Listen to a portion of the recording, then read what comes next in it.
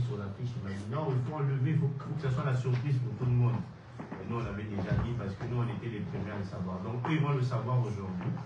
Parce que le thème de cette année, c'est un jour nouveau. Dis à ton voisin, un jour nouveau. Amen. C'est vraiment un jour nouveau où nous allons célébrer le Seigneur. Nous allons vivre des nouvelles choses. La révélation a été que quand on nous a dit un jour nouveau, c'est que le Seigneur a décidé que cette année, il va faire des choses nouvelles. Je suis arrivé un peu en retard, veuillez m'excuser, j'ai raté la chorale. Je voulais tout écouter la chorale parce qu'ils se sont préparés. Mais je pense que c'était très bien. Donc, nous aurons peut-être l'occasion, s'ils ont encore une chanson, après la prédication ou de pouvoir encore louer le Seigneur. Amen. Est-ce qu'on peut s'incliner rapidement dans la prière? On va prier pour notre exhortation d'aujourd'hui. Père, nous te disons merci, merci pour ce moment, merci pour ta parole que tu t'apprêtes à nous donner. Que la gloire te revienne. Merci pour ce moment. Nous avons ainsi prié au nom de Jésus et nous disons Amen. Amen. Amen. Nous prenons nos Bibles. J'ai une nouvelle technologie, donc je peux regarder de ma montre. On va prendre Ésaïe 40 au verset 31. Ésaïe 40 au verset 31. Quelqu'un peut me dire ça, Ésaïe 40 au verset 31. Et puis nous allons lire 2-3 versets en 10 minutes, 10-15 minutes, comme ça on aura le temps de pouvoir se souhaiter bonne année. Vous savez, on ne rate jamais le compte à rebours, se dire bonne année, se célébrer ensemble. Ésaïe 40 au verset 31. La Bible nous dit ceci: mais ceux qui se confient à l'Éternel renouvellent leur force. Ils prennent leur envol comme les aigles, ils courent et ne se lassent point. Ils cherchent, ils marchent et ne se fatiguent point. Amen. Nous allons prendre la deuxième référence. Nous allons prendre la deuxième référence qui nous concerne aujourd'hui. Nous allons prendre Ésaïe 43, 18 à 19, qui est la référence de base de l'année que le patriarche a donnée à tout le monde. Ésaïe 43, 18, 19.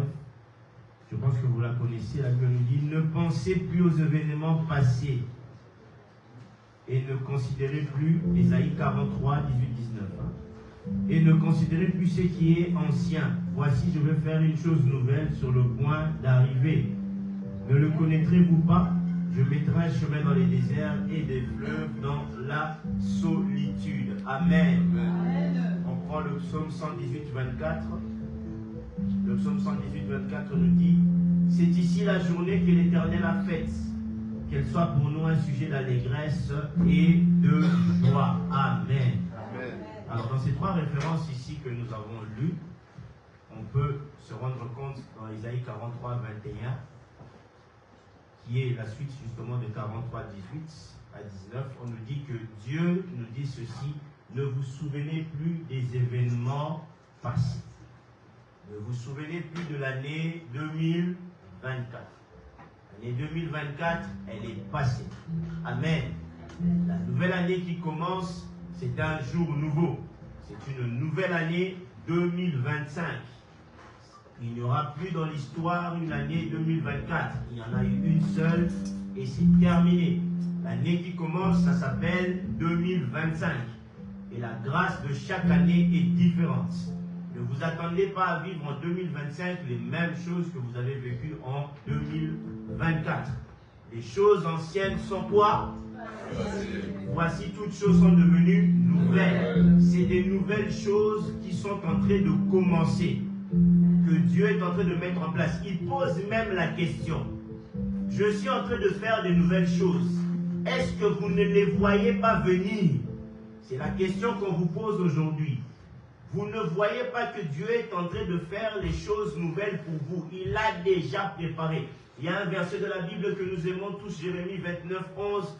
Voici, j'ai formé des projets pour toi, des projets de paix et non de malheur, afin que tu aies de l'avenir et de l'espérance. Donc les projets de Dieu ne sont pas pour le passé, les projets de Dieu ne sont même pas pour le présent, les projets de Dieu sont pour le futur. Dieu a déjà prévu des bonnes choses pour nous. Il dit l'année qui est en train d'arriver, qui commence, Ne vous souvenez plus des événements passés. 2023, 2022, 2024, toutes ces années avant sont passées. Mais voici, il y a des nouvelles choses qui sont en train de commencer. Et la question vous est posée, est-ce que vous les hommes spirituels, est-ce que vous les femmes spirituelles, est-ce que vous ne sentez pas que Dieu est en train de faire quelque chose de nouveau? Il dit lui-même, je mettrai des chemins dans le désert. Ça veut dire que là où vous avez l'impression que c'est la sécheresse, ça a été difficile en 2024, c'est le passé. Le passé reste le passé. Voici, je suis en train de faire de nouvelles choses. C'est pour ça qu'on appelle ça l'avenir.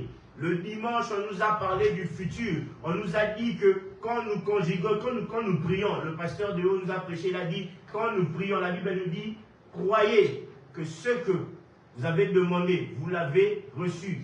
Et vous le verrez. Ça veut dire dans le présent, nous croyons que Dieu a préparé des choses pour nous. Et nous allons le voir pour l'année 2025. C'est pour cela que ça s'appelle un jour nouveau. Un jour nouveau. Et le patriarche a dit, mettez l'accent sur Jésus-Christ. Ça veut dire pendant le début, pendant toute cette année, on va mettre l'accent sur la personnalité, sur l'action, sur le ministère de Christ sur la terre. Parce que la Bible dit, quand vous aurez élevé l'agneau, et à ce moment-là, vous saurez qui je suis. Quand on va élever Jésus, c'est à ce moment-là qu'on va comprendre réellement qui il est. Mais qui est ce Jésus-là? C'est le roi des rois, c'est le Seigneur des seigneurs. On l'appelle le soleil brillant. On l'appelle le prince de paix. On l'appelle le Dieu de justice. C'est quand on aura élevé l'agneau que nous saurons qui est réellement ce Jésus-là. Et quand nous saurons qui est Jésus, c'est à ce moment-là que les choses du passé vont passer et que de nouvelles choses vont commencer. Oh, Joseph ne pouvait pas avoir Ephraïm sans Manassé. Je parle à quelqu'un. Joseph, quand il devient chef en Égypte, son premier fils, il appelle Manassé, qui dit, Dieu m'a fait oublier le passé. Et quand il a un deuxième fils, il appelle Ephraïm. Il dit, cette fois-ci, Dieu m'a donné de l'abondance. Ça fait 5 ans que nous sommes sous le thème de Rehoboth. Rehoboth, on nous dit, ici, Dieu nous met au large. Cette année, Rehoboth n'est pas terminée. Nous sommes dans un jour nouveau, mais avec Rehoboth. J'aimerais dire à quelqu'un, Manassé c'est bien, mais Dieu te prévoit Ephraïm. Dieu te dit, Manassé c'était bien, il t'a fait oublier le passé. Oui, j'ai subi tout ce que j'avais à subir, mais maintenant je rentre dans la saison d'Ephraïm. Et les fils d'Ephraïm pouvaient dire à Dieu, pouvaient dire à Josué, Josué, nous les fils d'Ephraïm, nous sommes devenus trop nombreux. Cet endroit est devenu trop petit. J'aimerais prononcer une parole prophétique à quelqu'un qui pourra dire comme un fils d'Ephraïm, non, ici ça ne me suffit plus. J'ai besoin encore de m'étendre. J'ai besoin d'être plus large. Financièrement, je dois devenir plus large. J'ai besoin que cette église parle comme les fils d'Ephraïm en disant, cette salle-là ne nous suffit plus. On a besoin d'une plus grande salle. J'aimerais que quelqu'un puisse dire, ce travail ici ne me suffit plus. Je dois monter en grade. J'aimerais que quelqu'un me dise, non, le diplôme du secondaire ne me suffit plus. J'ai besoin de celui de l'université. J'ai besoin que quelqu'un me dise, le célibat ne me suffit plus. Je dois me marier. Ça, c'est ce qu'on appelle un jour nouveau. J'aimerais que quelqu'un puisse me dire, non, les papiers que j'ai ici, ça ne me permet pas de voyager. Je veux la nationalité. Ou est-ce que je parle à quelqu'un aujourd'hui? C'est ça un jour nouveau. Les choses anciennes sont passées. Voici, les nouvelles choses sont sur le point d'arriver. L'autre signification du nom d'Ephraïm, c'est le double. Ça veut dire Dieu a multiplié fois 2. Je parle à quelqu'un. Il y a eu des temps comme Job, vous avez souffert. Il y a eu des temps comme Job, ça n'a pas été. Mais la Bible nous dit que quand Dieu a rétabli Job, il lui a donné le double. Quand je prononce déjà les paroles du double dans la vie d'une personne. Si nous sommes réellement dans Rehoboth et que Dieu nous met au large, nous allons bénéficier du double. Moi, j'aime la mentalité d'Isaac. Isaac est, la Bible nous dit quoi? Isaac est riche. Il est très riche. La Bible va même plus loin. Il est fort riche. Donc, la Bible insiste 3 fois sur la richesse d'Isaac. Mais cet homme qui est riche, il arrive à Rehoboth, il dit non, ici Dieu me mettra au large, et il rajoute ici, Dieu me fera prospérer. Mais mon ami, tu es déjà fort riche, comment tu veux prospérer encore plus?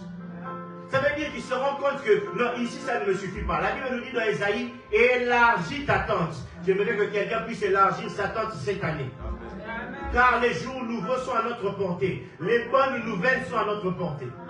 Oh, moi j'aime la vie de Saoul. À un moment, Saoul il va chercher des ânesses. En quelques jours, la vie de Saoul change.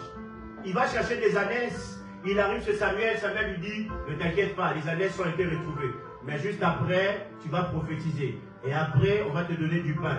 Et quand on va te donner du pain, juste après, tu vas aller lever une armée. Mais le monsieur, il est arrivé pour chercher des ânesses, mais il y a une succession de bonnes nouvelles. Ah, j'aimerais dire à une personne, c'est que tu cherches chez Dieu.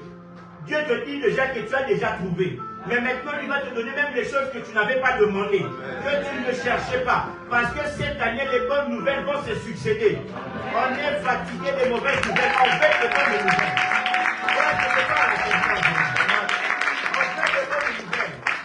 J'ai dit à ma femme, on va commencer à s'habituer à glorifier Dieu. On s'est trop habitué à pleurer. Mais il faut que cette année, on s'habitue à glorifier Dieu. Je parle à une personne.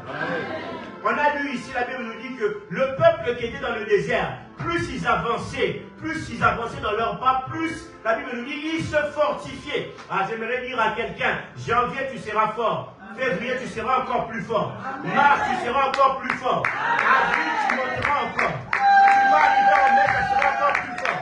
On se parle à quelqu'un qu'en juin, ça sera encore plus fort. En arrivant en juillet, ça sera plus fort.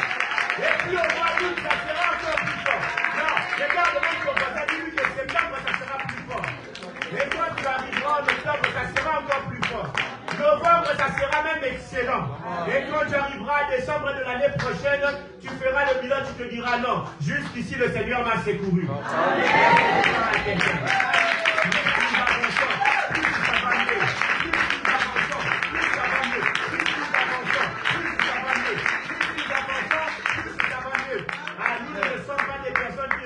Que le matériel. Nous nous demandons surtout le spirituel.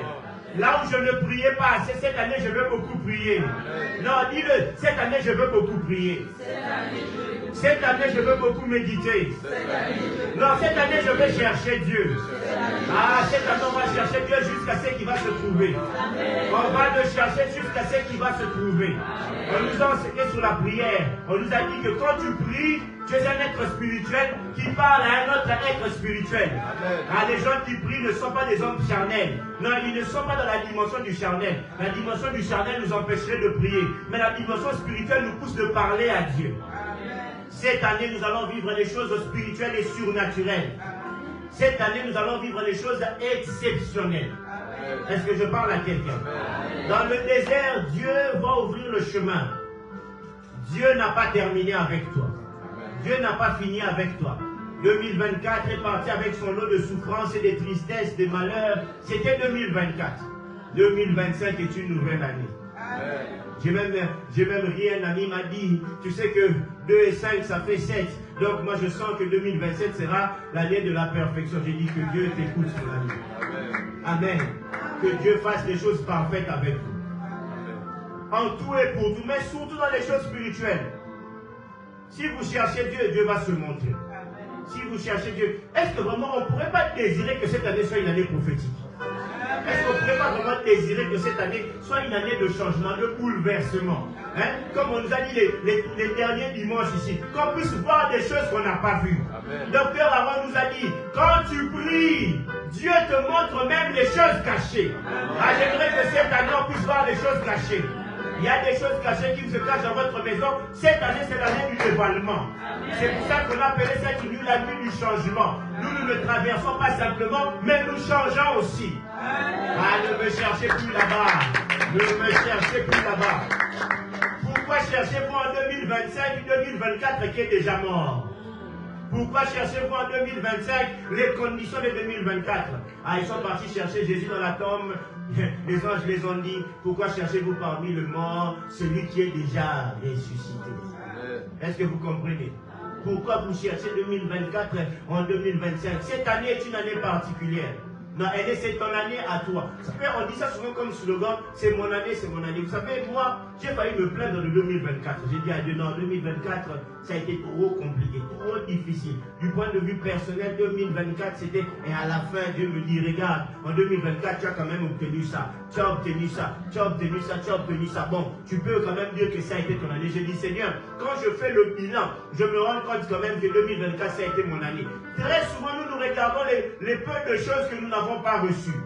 Mais si on fait le bilan réellement, on se rendra compte que depuis janvier jusqu'à aujourd'hui, le Seigneur nous a soutenus. Ah, parce que si la main de Dieu n'était pas là, tu ne serais pas là ici aujourd'hui. Si la main de Dieu n'était pas là, on ne serait pas là. Moi, je me suis rendu compte en faisant le bilan, j'ai dit, bon, Père, comme Job, je me rends compte que je ne peux que te dire merci. Est-ce qu'il y a quelqu'un qui est reconnaissant envers son Dieu aujourd'hui? Amen.